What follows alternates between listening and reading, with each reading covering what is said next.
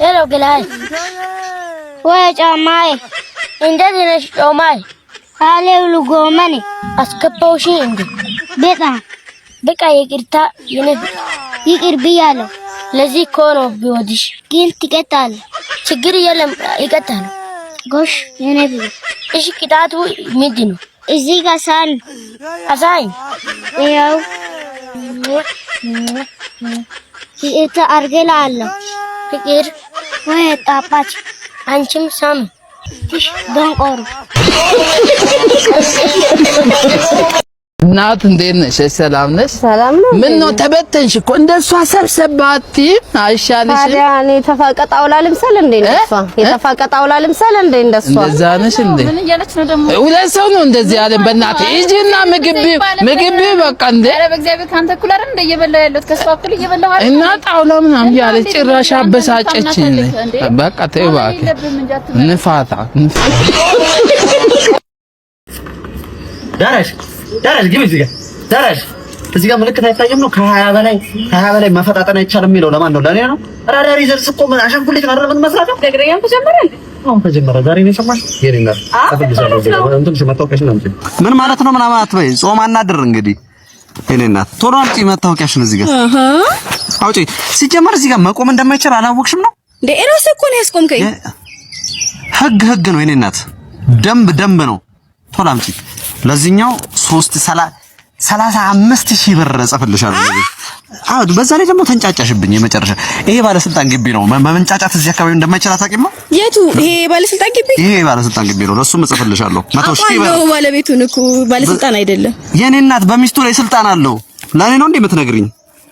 አዎ ያዚ ይሄ በቴሌ 295,000 ብር አስገቢ። በቃ ረፊ ቶሎ ረፊ እጀራፊ ጫምላቅ ነይ እያያ አይዘኝም ብለሽ ቆይ ሄሎ በአንተ በኩል አሁን ራዳር ጥሳ እየመጣች ያለች ያዛት አስቁመ ቅጣታው ታርጋ ቁጥር ሞንደል ምንድነው ዳረስ ና ወጣ ወደዚህ አይሰማኝም ምንድነው አልተጎተትክም በጣም እና ከ20 በላይ አይደል እንዴ የሚለው በ15 አይደል እንዴ ይባላል። በ15 ታዲያ መንገዱ ላይ ተኛህበት እኮ ሌላ መንገደኛ አይተላለፍም እንዴ በመንገዱ? እንዲሁም ላለመቀጣት መሞከር በሚል 100 ስንት እናድርገው 103,000 ብር ቀጣሃለሁ እንጂ ወንድሜ ዳነኝ እያልክ እየተጨነክ ነው። ዳነ በቃ አትጨነቅ። በቀን 3 ሊትር ውሃ መጠጣት ትዳራችሁ እንደሚያስተካክልላችሁ ታውቃላችሁ። ቶሎ ሽንታችሁ ስለሚመጣ የመጨቃጨቂያ ጊዜ አታገኙ። ውሃ ጠጡ። ወንድሜ ስልክህ እንኳን ቻርጅ ያደርጋል። አንተስ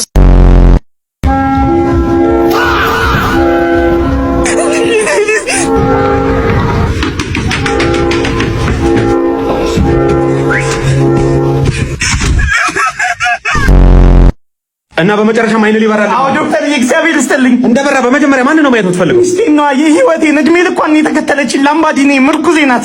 በጣም ቆንጆ ናት። ፊቷን እስከዛሬ አይቼው አላውቅም እና እሷን ነው ማየት የምፈልገው ዶክተር። አይዞህ አሁን ታያታለህ። እሺ አሁን ታያታለህ። ተነስ። ያጫወት ሚስት እዛ ጋር ከእሷ ጋር ነው የመጣው ዶክተር? አዎ ባለቤት እና አቀፈኝ እንጂ እርግጠኛ ነኝ። አይዞህ እዚህ ጋር ከእሷ ጋር ነው የመጣው። ሰላም በለው። ጌታ በኢየሱስ ዶክተር የሆነ ነገር አድርገው ያመመኝ ነው ዶክተር። ስማ የሆነ ነገር አድርገው ያመመኝ ለምን ወረብኝ ነው ዶክተር? እየዞረብኝ ነው ዶክተር። ነገርኳችሁ እኮ እኔ ምንም አውቀው ነገር የለም እንዴ። በቃ ትራንስፖርት ላይ ነበርኩኝ። ረጅም መንገድ ስለሆነ የሚሄደው ለምን 30 ደቂቃ ናፕ አላደርግም ብዬ ተኛሁ። ከዛ በኋላ ምን ተፈጠረ አላውቅም። ቆይ አንተ እንዴት ትራንስፖርት ላይ ትተኛለህ? ለምን አልተኛም? ሹፌሩ ና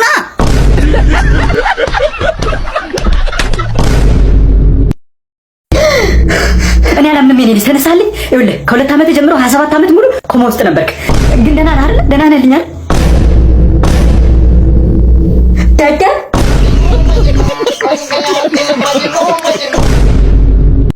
እሺ ቀጥይ። ስም እንዳጠቅሽ አመሰግናለሁ። ያው እኔ የጽዳት ኃላፊ ነኝ።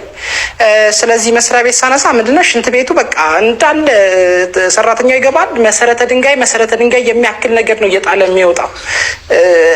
ያው ደግሞ ይስቃሉ እኮ አያፍሩም። እዚሁ ያሉት ናቸው እኮ። ምንድነው ችግሩ ደግሞ ውሃም የለም። አሁን መካሻ ብንመለከት ማለት ነው። ስም አትጥሪ እያልኩሽ አይደል እንዴ? ስም ለምን ትጠቅሻለሽ? ስም ጠቀስኩ አይደል? እሱ ማለት ነው። እሱ ሽንት ቤት አጠቃቀሙን ብናወራ ምን ትገላምጠኛለህ እንዴ?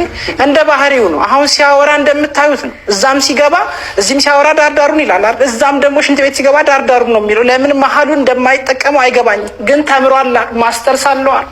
በእናትሽ ስለ ሰው ምናምን እኔ ሀሜት ምናምን አልፈልግም።